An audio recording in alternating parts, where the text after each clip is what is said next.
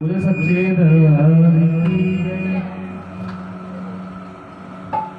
5-5 हजार करोड़ रुपए का टर्न ओवर करके 200 करोड़ रुपए का टर्न ओवर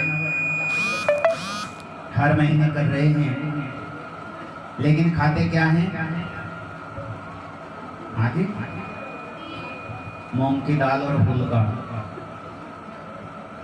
कहीं कहीं लाख रुपए का टर्न ओवर करते हैं, खाने को मूंग की दाल और फुलका। अब किसी ने पूछ लिया, बोले भाई ये मूंग की दाल और फुलका क्यों?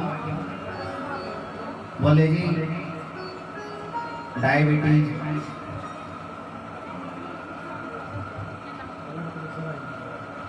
डायबिटीज की बीमारी है। किसी को ब्लड प्रेशर हाई होता है, किसी को लो होता है। डॉक्टर ने मना कर रखा है, चिकना बिल्कुल नहीं खानी। बोले सेठ जी जब इतने रुपए कमाते हो कहीं के लिए, चुपड़ी रोटी भी नहीं खा सकते तो फिर क्या फायदा इतनी कमाई का? किसी को किसी बात की कमी नहीं है, अनंत संपत्ति है, बड़ी बड़ी इंडस्ट्रियां लगा रखी है, लेकिन मानसिक चिंता है। पिताजी चाहते हैं कि मैं अपने बेटे का विवाह किसी बड़े ऊंचे अच्छे खानदान में करूं, अच्छा भक्त परिवार मिले, लेकिन बेटा तो नौकरानी के साथ में कोर्ट मैरिज करके साफ गया। पिताजी को बेटा की चिंता, बेटी नहीं सुनती, बेटा नहीं सुनता।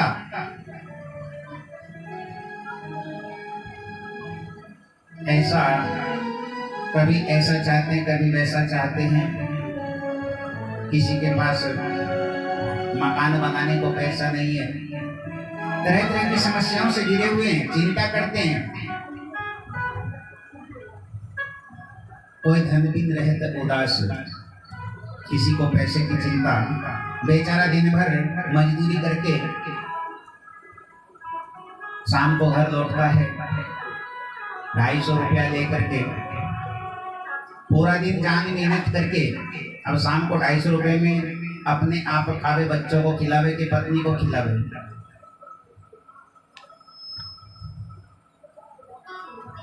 किसी को भी संसार में सुख नहीं है।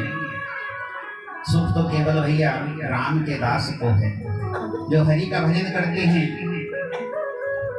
कि कबीरा सब जग निर्धना, कबीरा सब जग निर्धना, धनवंता नहीं कोई, धनवंता सोई जानियो जपो, राम नाम धन्य हो भैया, राम नाम धन्य हो,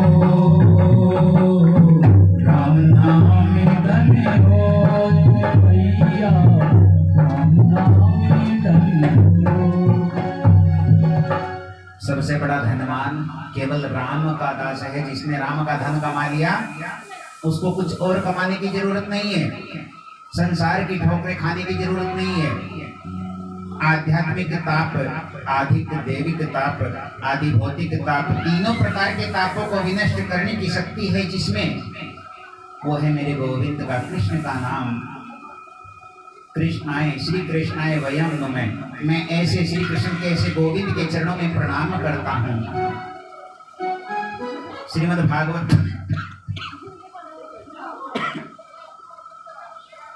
जी के प्रधान देवता तो केवल गोविंद हैं। इसलिए भागवत का महात्म्य में प्रथम श्लोक में गोविंद की वंदना श्री वेद व्यास जी ने की है। श्री कृष्णाय वयम नुमः। आचार्य सुखदेव जी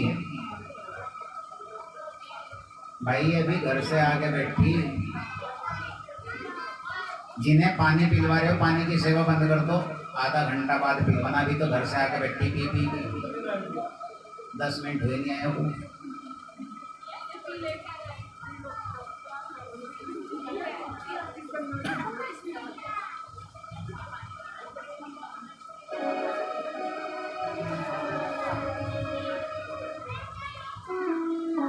थोड़ी गई थोड़ी रही, थोड़ी गई थोड़ी रही, और ये भी बीतती जावे। हाँ, थोड़ी तो चली गई और थोड़ी रहेगी, और जौन सी रहेगी इसे खेलने खाने में वेस्ट मत करो।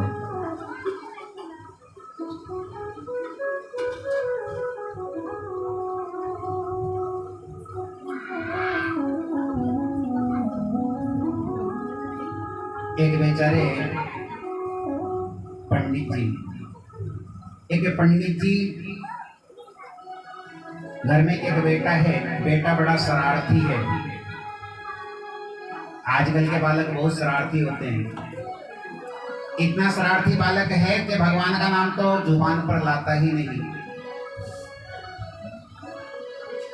एक दिन की बात कि एक महात्मा जी घर के सामने से चले जा रहे थे। पंडित जी के पास आए, पंडित जी ने अंदर बिठाकर भोजन कराया, और पंडित जी कहने लगे, बोले मेरा एक बेटा है, उसका भाग्य बता दें। अब बेटा को बुलाए, बेटा इधर आओ। अब इधर आया, सामने आकर के महात्मा जी को राम राम नहीं किया। महात्मा जी को बड़ा बुरा लगा। महात्मा जी कहने लगे, बोले बेटा बोल राम। अरे राम बोल। बोले नहीं बोलता। नहीं बोलूंगा राम। बोले बोल राम। बोले नहीं बोलता मैं राम। बोले बोल तो दिया तूने राम, कि नहीं बोलूंगा राम।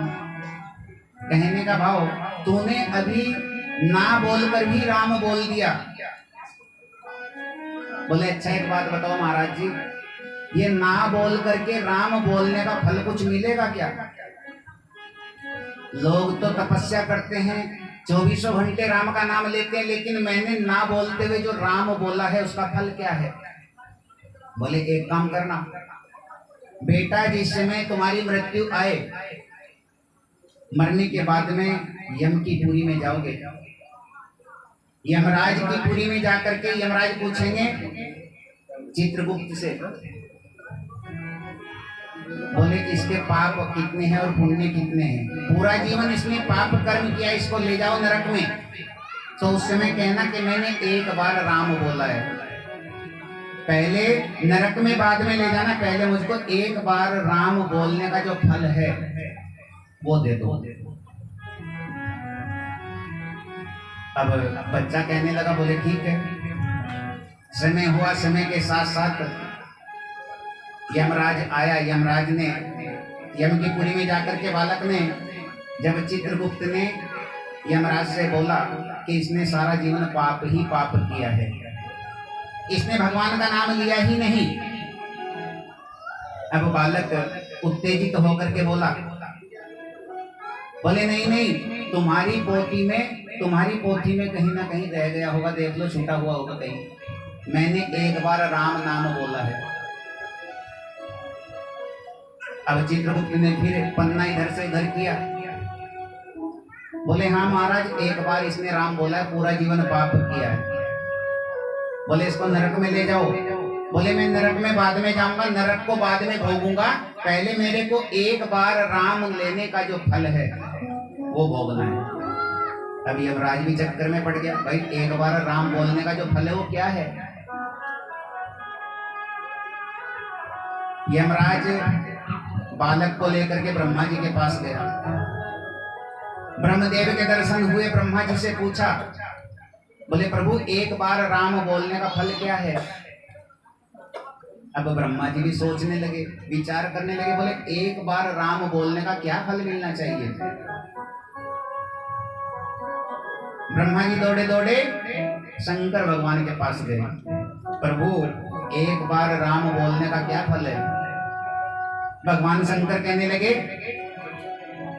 बोले जिसका नाम है उसी से जाके पूछ लो, वही बताएगा एक बार राम बोलने का क्या फल है। अब ब्रह्मा जी भी, शंकर जी भी, यमराज भी और वो बालक भी चारों दौड़ते हुए प्रभु श्री राम की शरण में पहुंच गए।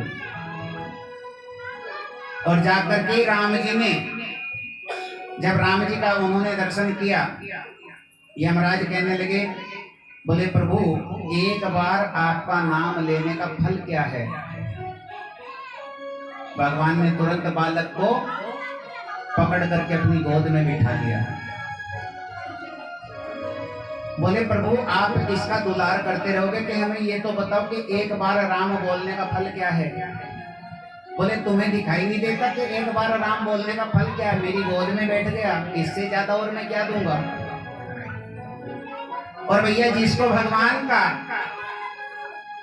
आंचल मिल जाता है, जिसको भगवान की छाया मिल जाती है, चाहे करोड़ों जन्मों के पाप हैं वो भी कट जाते हैं। जब भगवान की गोद में बैठ गया तो अब तो नरक भोगने का कोई मतलब ही नहीं बनता। बात अच्छी लगे तो तपड़ तपड़ तो कर दिया करो।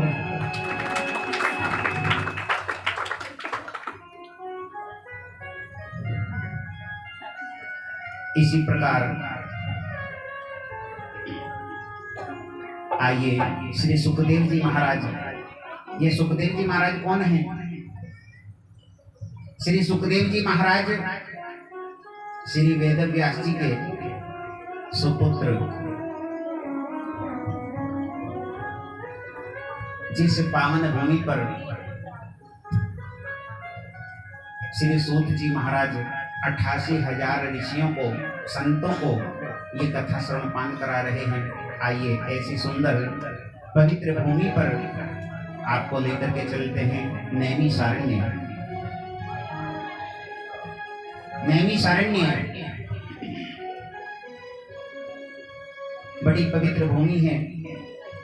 श्री सूत जी महाराज 88,000 ऋषियों के साथ में बैठे हुए हैं और श्री भागवत जी की कथा को श्रवणपान करा रहे हैं। ऐसे ऐसी लंबी उम्र के, लंबी चौड़ी उम्र के संत वहां पर बैठे हैं कि मानो 1000 इंद्र बदल जाएं। 1000 इंद्र जिनके जीवन में बदल चुके हों, इतनी लंबी उम्र के संत वहां पर बैठ करके कथा को सुन रहे हैं।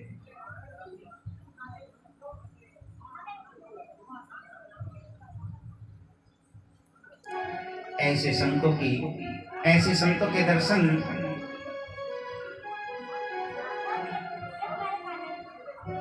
ऐसा सुनहरा अवसर, संतों की भूमि की, संतों की चरण धूलि को अपने माथे से लगाने का जो शुभ अवसर है, भैया किसी को प्राप्त हुआ है? हाथ उठाओ। नैमिषारण्य हमारे मास्टर जी, इनको एक बार बड़ा सुंदर कथाओं के माध्यम से नैमिषारण्य की भूमि को प्रणाम करने का मौका मिला है। हमारे मास्टर जी के लिए जोरदार ताली लगाओ।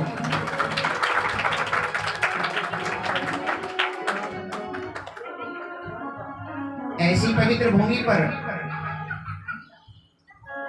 श्री सूत जी के सामने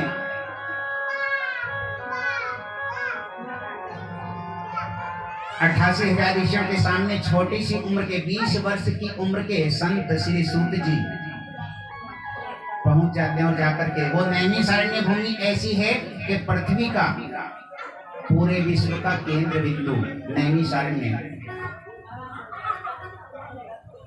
भगवान का सुदर्शन चक्र पृथ्वी पर जो गिरा वो उसी जगह पर गिरा।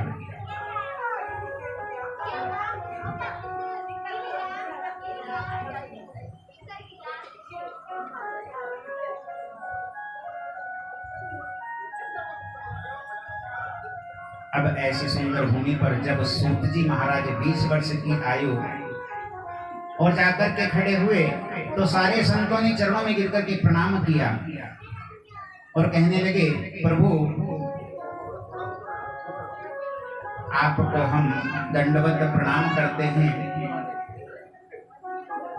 सारे संतों को श्री सूत जी कहते, बोले मैं तो 20 वर्ष का हूं और आप इतनी लंबी चौड़ी उम्र के संत हैं, जिनके दर्शन मात्र से मेरा कल्याण हो जाए, लेकिन आप लोग मेरे चरणों में प्रणाम क्यों कर रहे हो?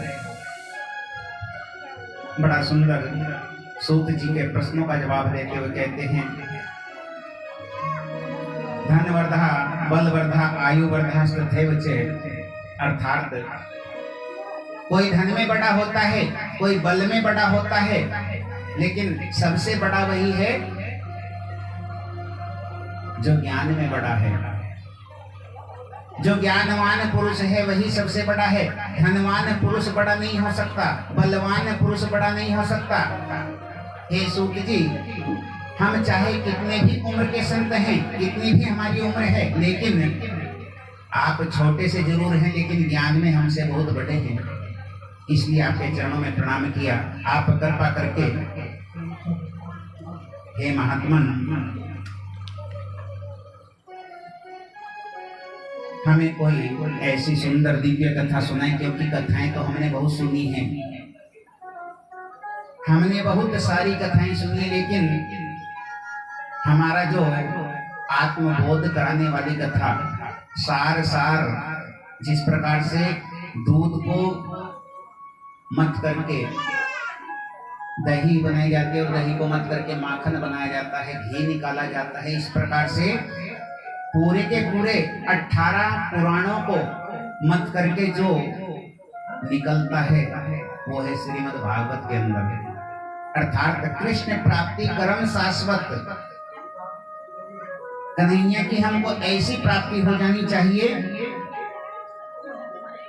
जो हम तृप्त हो जाएं। अब ऐसी प्राप्ति कैसे होगी? जो संत लोग, जैसे जिस प्रकार से आप भक्त लोग यहाँ पे बैठे हो, इधर से सुन रहे हो, इधर से निकाल रहे हो, कल को जब पूछा जाए कि भैया आपको क्या बताया, 0।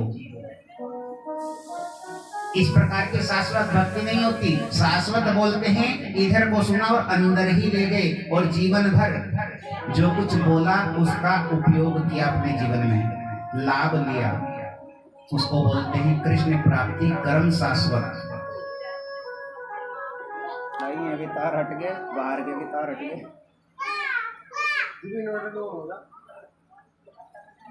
इन्वर्टर पे चल रहा था, अंदर का काम इन्वर्टर में चल रहा था।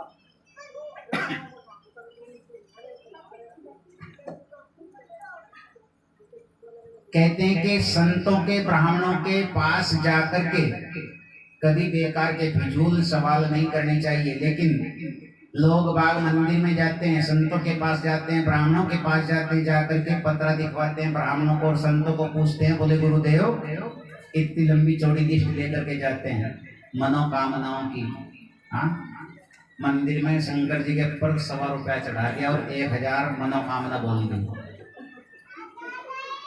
पंडित जी के पास गए, बोले पत्रा देख करके बताइए मेरे बेटे की शादी नहीं हो रही, मेरे घर में बीमार हो रहे हैं, वो ठीक नहीं होते, किसी को किसी बात की परेशानी, किसी को किस बात की परेशानी।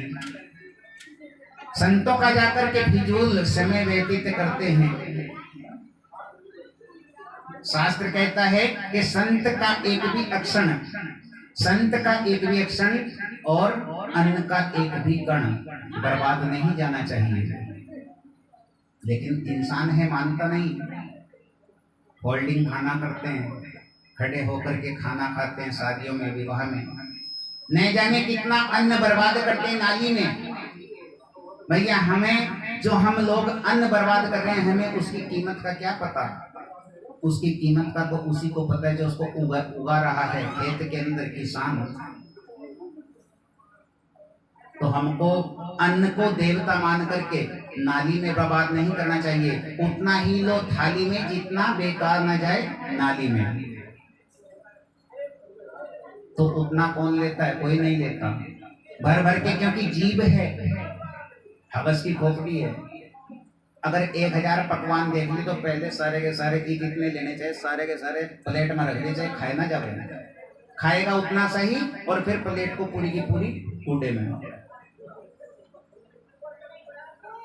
ये इंसान की दुष्प्रवृत्ति है। ये हम बहुत बड़ा पाप करते हैं जो अन्न को बेकार करते हैं। कितने लोग ऐसे हैं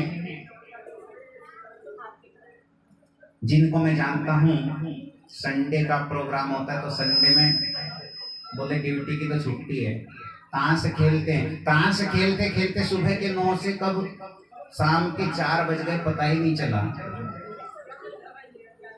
लेकिन ऐसे लोगों को यदि कथा में बिठा दिया जाए, ऐसी दुष्प्रवृत्ति वाले लोगों को यदि कथा में बिठा दिया जाए तो 3 घंटे काटने मुश्किल हो जाते हैं, 3 घंटे बैठना मुश्किल हो जाता है।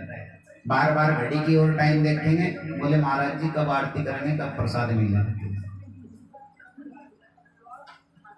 अब आप लोग यहाँ पे आकर के 9 साढ़े 9 बजे बैठे, आप में भी कुछ ऐसे भक्त हैं जिन्हें नींद सता रही है। भाई से चला रहा ना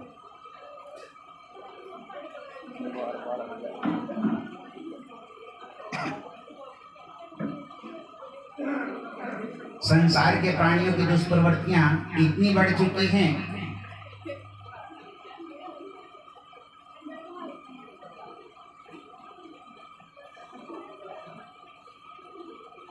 कि भगवत के कार्यों में भी संकोच करता है।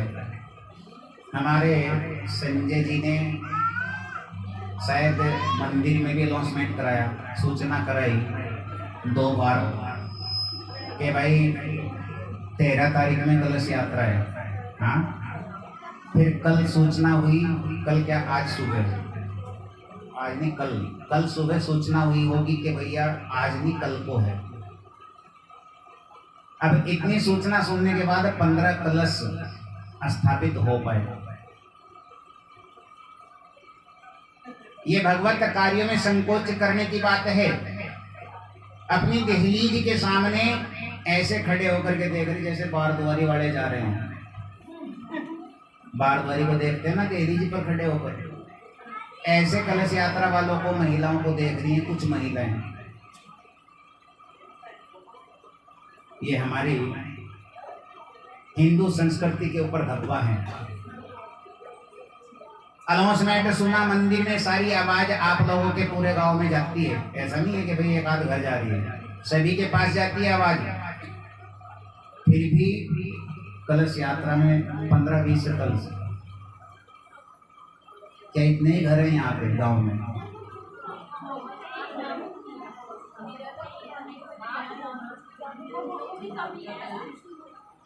इससे भी कम है। फिर तो 2-4 फालतू आगे दूसरे गांव से।